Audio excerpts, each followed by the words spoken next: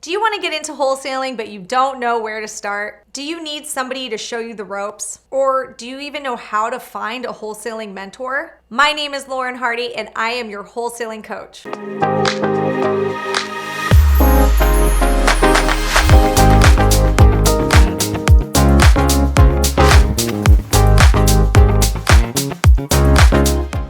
In this video, I'm going to cover the different types of mentors. I'm going to cover how to work with them for a mutually beneficial relationship, and I'm also going to tell you where to find them. So let's get into it. Let's talk about the different types of mentors. And for me, I consider that there's two different types. You've got your more JV partner type mentor, and then you have a coaching program or professional real estate coach type mentor. Now, a JV partner type mentor is a joint venture partner. This is somebody that you are going to work a deal with, and they are going to probably take a percentage of the profits. These are usually somebody that is local in your territory, that's with you in person. You also have got the professional real estate coaches like myself who have coaching programs and are experienced in coaching hundreds of people.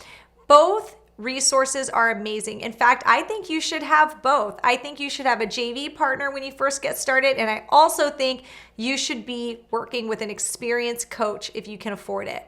Now, next, I'm going to talk about how to work with mentors to have a mutually beneficial relationship. When you approach a mentor, you approach somebody to be your mentor, I think it's very important that you lay out your intentions. And I think that you want to make it very clear that you're not getting married to this person and you don't want to work with them forever and ever, right?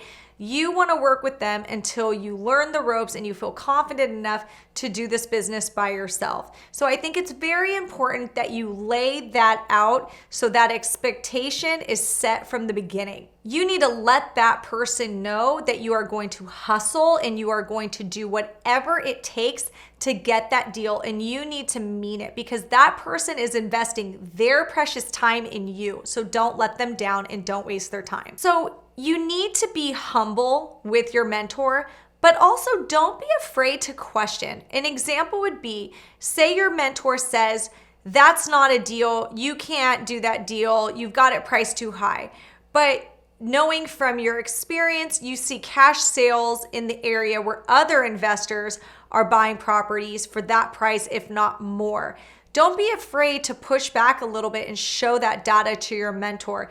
It could be that your mentor is just misinformed. Nobody's perfect, and sometimes what a deal to someone is not a deal to another. So don't be afraid to even have a couple mentors in your back pocket. So if this case comes up, you can bounce this deal off to someone else. In this example, you could miss out on deals because of your mentor's narrow focus. So it's a good idea to have a few different mentors that focus on different things. Maybe you've got a mentor that flips houses, and then you have another mentor that's more of a buy and hold investor. Maybe you can have another mentor that does the more higher end properties and then one that does more lower end. So that way you've got all your bases covered. And if you've got a deal that maybe doesn't work for one, you can show it to another one. Believe me, not every mentor sees opportunities in houses where there really is opportunity. So again, don't be afraid to have multiple mentors because you really could be missing out on opportunities. So where do you find these mentors? The first place that I would start is the local real estate investment association. Most territories in the US have one, and you can easily find one by looking on Facebook or meetup.com. Those are the best places to find your local RIA. Real estate investment associations are full of experienced investors, and they all usually are welcoming to newer people in the industry because they started out somewhere as well. Another awesome way to find a really good mentor is to pull a cash buyers list and see what buyers are buying in the area. If you see a name repeat frequently, figure out who that person is and call them up. I found an amazing mentor that way, and you see how many deals they're doing, so you know that they know what they're talking about. And another way is just networking. Networking. You will find somebody who will mentor you. I promise. You just have to be loud and talk to people, tell them what you're looking for, and you will find somebody that will want to help you because they're going to make money when you make money. So when I first got started, my first mentor was just a little bit more experienced than me. And I am so thankful that I had that mentor in my back pocket, no doubt. But in hindsight, I do wish that I had a few different mentors, just like I described in this video. And that's why I'm giving you that advice, because I don't want you to make the same mistakes I did. In hindsight, I wish I had a few different mentors, maybe some with more experience. Maybe if I had some that specialized in different types of product types or property types, I would have a larger varieties of deals under my belt in those first few years.